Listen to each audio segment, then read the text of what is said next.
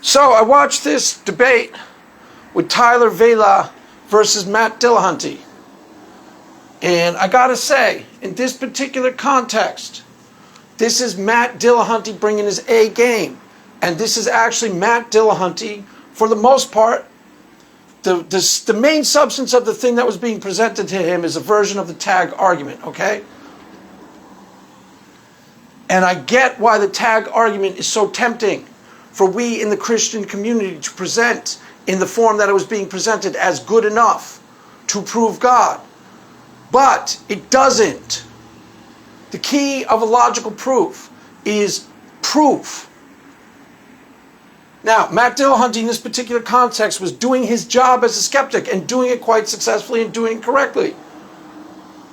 You know, a lot of Christians will get angsty about Matt Dillahunty's. They'll say, like, you could say anything and it won't convince him. In this particular context, his role as skeptic is well-founded and he was doing it correctly and actually right. The tag argument as laid out before him did not prove anything. It merely asserted.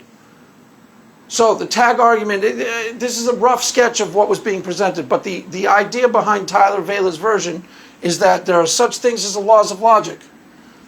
Okay, and they are inviolate, and as far as we can tell, timeless, transcendent, which means nothing more than they stand outside of time and are hence forever thus, forever and always thus. So you have something like the law of non-contradiction. A cannot be A and not A at the same time. Inviolate, forever and always true, and timeless. So you fast forward 100 years into the future, and you have Matt Dillahunty. And then you have an entity known as not Matt Dillahunty. Yeah, who's that over there? That's not Matt Dillahunty. That's very suspiciously close to Craig Reed. Are you Craig Reed? Yeah. Are you not Matt Dillahunty? Yeah, I'm not Matt Dillahunty. So there's an entity known as not Matt Dillahunty. He cannot be Matt Dillahunty at the same time. That will hold true 1,000 years into the future, and it held true in the past. Fast forward, go back to 40 some odd years ago, and there was little young guy, Matt Dillahunty, and there was a whole bunch of people too, and they were not Matt Dillahunty, and they weren't the same thing. So it's forever and always thus and inviolate. Now, if you're a theist, and I'm a theist, you can already see why we are getting all, hot and bothered, and we're already chomping at the bit, ready to shut this thing down. Because Matt Dillahunty himself, skeptic of all skeptics, the greatest skeptic in the skeptic community, the greatest skeptic of all time, did nothing more than point out that what was being asserted was not being demonstrated. That's all he did, and he was correct. But here's why we in the Christian community should start getting excited and tell you these arguments are better than you think. Because they're 70% of the way there. Matt Dillahunty himself, the greatest skeptic of all skeptics, was willing to admit, 1, the laws of logic are inviolate as far as we know, and 2, they are transcendent as far as we know. Now, do you see why a theist is already foaming at the mouth? Because that sounds suspiciously like game over. Inviolate, transcendent. We're already starting to use language that sounds suspiciously like God already. But the problem with the argument as framed and as presented is it just asserted the laws of logic are a necessary precondition for rational thought. That's true. God is a necessary precondition for the laws of logic. Okay, that's an assertion. So there's a fact that Matt Dillahunty is willing to agree to, that the laws of logic are, as far as we know, inviolate and transcendent. And then there's another fact that's up for debate. God is a necessary precondition for the laws of logic. That's kind of a rough sketch of what the argument is trying to present.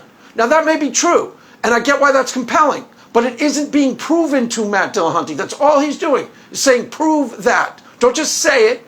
Demonstrate why that's the case. That was the problem with the argument as framed. All he was saying was demonstrate that that was the case. And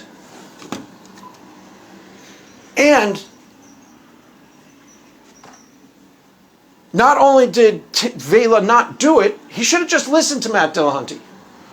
Because he was presenting disjuncted premises that didn't prove anything. I get why people find these compelling, because they are very compelling.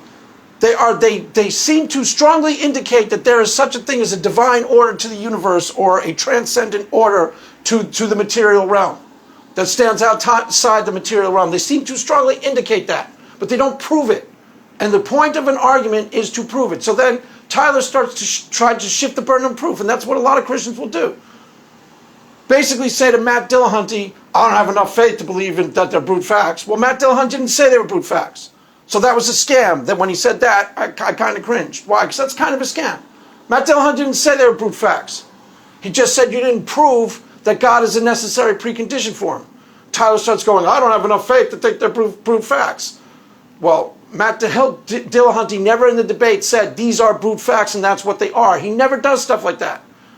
Check the way he debates sometimes, because he's usually very cautious as to what he asserts. And it usually isn't very much. And a lot of Christians can learn from that.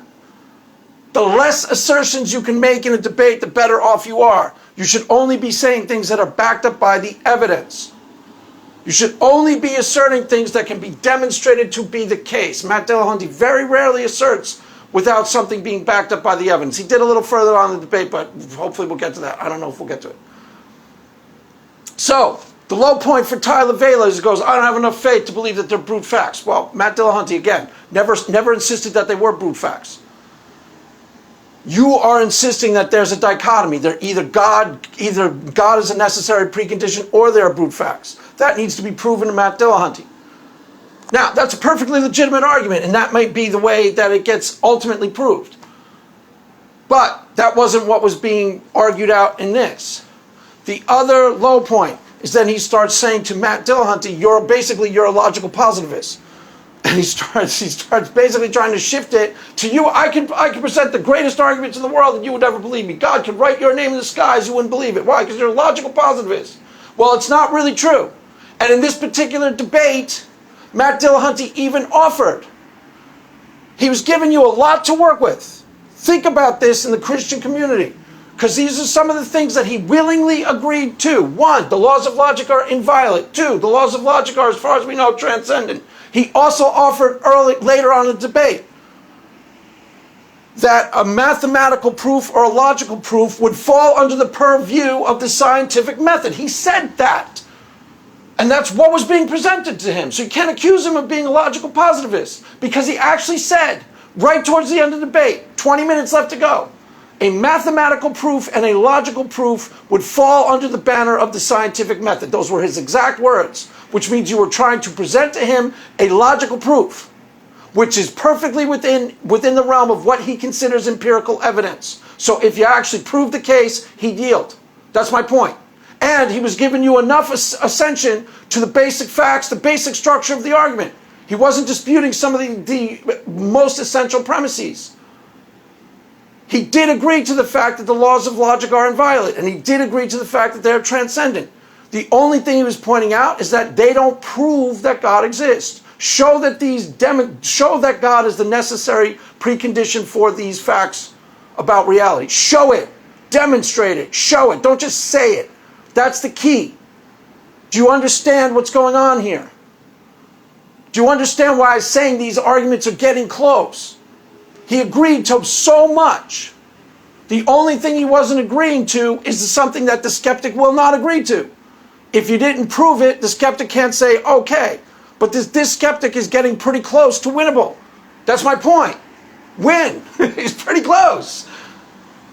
Pretty darn close. He said, scientific method, logical proof and mathematical proofs fall under the banner of the scientific method. Okay. All we're trying to lay down is a logical proof, which means if you logically prove that God is the necessary precondition for these laws of logic, for things like the laws of logic, Matt Dillahunty will actually yield. Just like he has in the past. There are 3 debates that he's been in where he has yielded the ground on the sociological utility of religion. And all 3 debates, Matt Dillahunty has yielded the point. Just because something is useful doesn't make it true. He said that in all 3 debates. Why is that relevant? Because it's ceding the point. Religion has profound sociological utility. So we've already converted him. Doesn't recognize it yet, but we've already converted him to not anti-theist. Well, the thing that came out of his mouth is not anti-theism. There's profound sociological utility. You say that to Matt Dillahunty. What's he going to say now? He's going to say just because something is useful doesn't mean it's true. Okay, that's not anti-theism. And according to the law of non-contradiction, you can't be not an anti-theist and an anti-theist at the exact same time. So we've already converted him to the sociological utility of religion. We've made him see the light. Hallelujah. On that point. And we're pretty close to winning him. We're pretty darn close to winning him on logical proofs. Because he's already agreed to a couple key facts. One, if you logically prove it to him in a debate, using only reason, he'll tell you out of his own mouth that's good enough for him. So if you don't just assert that God is a necessary precondition for the laws of logic, but somehow prove it, he's already said that's good enough for him. Well, we're 70% of the way there, so let's close that gap. We're 70% of the way there. Honestly. Just because this guy got his hat handed to him in this particular debate doesn't mean, if you examine the structure of what he was presenting, the structure, not the personality, the structure of what he was presenting, and the structure of what was assented to by Matt Dillahunty. That's the actual ground of the argument, not the personalities involved. And yeah, in this particular debate, most atheists will tell you he got his hat handed to him, and that's pretty much true. But that's because he kept trying to shift the burden of truth back to Matt Dillahunty in a way that was totally fallacious. You're a logical positivist, Matt Dillahunty. No, he isn't. He even offered, later in the debate, here are some things that fall under the banner of the scientific method which would perfectly satisfy me. Then he's not a logical positivist. Logical positivist is more like Deacon Vertiman. Sorry, Deacon Vertiman. A lot of times you are. If you say, Socrates is a man, a premise that is beyond dispute, Deacon Vertiman, I can perfectly see him going, do we have any tests to prove that he's a man? How do we know he's a man? Do we have Deacon Vertiman? Matt Dillahunty will give you precepts that are standard. He will give you some precepts and agree that they are facts. Logical positives usually won't. They have to be established by science. They're full of it. So he's not a logical positivist. It's not a fair accusation. He said later on in the debate, what falls under the banner of the scientific method? A logical proof and a mathematical proof. And you don't need to experiment to prove those. You just need to reason correctly and demonstrate it through logic. And we're 70% of the way there. A lot of what he assented to is pretty close to a full structure of an argument. And that's the biggest skeptic in the skeptic community agreed to a huge chunk of it. So, get ready. Keep going, keep building, keep believing, church. Keep going, keep believing, church. I'll make a couple of videos on this particular debate because there's a lot that can be said, especially when they go into. I'll have another video coming out about they got into another little interesting territory about what constitutes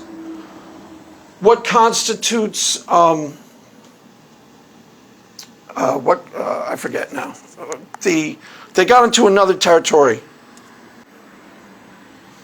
What constitutes sufficient warrant for believing something.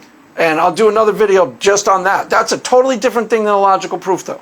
What constitutes sufficient warrant to having perceived something directly or experienced something like an inner witness of the Holy Spirit. That's a different thing than a logical proof. Totally different type of conversation. But they got into a little back and forth on that. That was also very interesting. I'll have a video out on that. But just in the structure of the argument itself, it's very, very, very close. The structure, not the personalities involved. Because the personalities involved, Matt Dillahunty kind of ran circles around him. But that's because he fell back on a mechanism that's fallacious. Let me try to put it all back on you. Just shifting the burden of proof is sometimes appropriate to an atheist, but if you are presenting a logical proof, it isn't appropriate.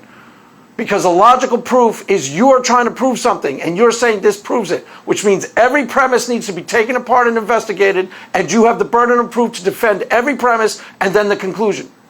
So if you say Socrates is a man, and Deacon Vertiman goes, no, he isn't, I don't think he is, and you have any experience to prove that, all right, we can write that off. But do you have any experiments that show that this Socrates is in fact a man? But in general, if you are presenting a logical syllogism or a logical argument, all of the burden of proof is yours. You can't shift it back to the skeptic. Oh, you're being too skeptical. Unless it's ridiculous. But none of this was ridiculous. His skepticism in this particular situation was totally warranted, 100% legitimate. Nothing was proved to him, and that's all he pointed out. Nothing has been proved to me. Therefore, I remain skeptical of your God, of your God. So, that is what happened in the first part. That is what happened. I don't know, I'll do a couple of videos on this debate because I thought it was pretty interesting. A lot of cool stuff to talk about in this particular debate, I thought. So, there you have it, kids. That's the first video on the subject, and there'll be more to come. Mass is ended. Go in peace. Amen.